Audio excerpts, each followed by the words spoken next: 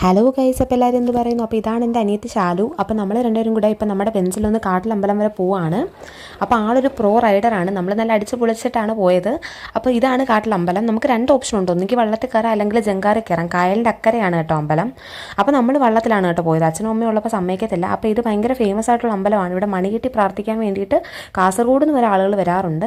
അപ്പോൾ നമുക്ക് അവിടെ നിന്ന് ഒരു പൊങ്കാല പായസം കിട്ടിയിട്ടുണ്ടായിരുന്നു. അതേ ചൂടോടെ ഞാൻ ശാലുവിൻ്റെ വായി വെച്ച് കൊടുത്തിട്ടുള്ള ആ പുള്ളി കേട്ടോ. അതിൻ്റെ സന്തോഷമാണിത്. അത് കഴിഞ്ഞിട്ട് നമ്മൾ കഞ്ഞി കുടിക്കാനായിട്ട് പോയി. അവിടുന്ന് നമ്മൾ നേരെ കടലിലോട്ട് ഇറങ്ങി. ശാലു അവിടെ കിടന്ന് എന്തോ ആക്രി സാധനമൊക്കെ എടുത്ത് എൻ്റെ പേരൊക്കെ എഴുതുന്നുണ്ടായിരുന്നു. അപ്പം തന്നെ വെള്ളം എല്ലാം കൂടി ഇടിച്ച് കയറി കുളമാക്കി. മഴ പെയ്യുന്നു. അപ്പം നമുക്ക് റൺ ചെയ്യാം. വാ.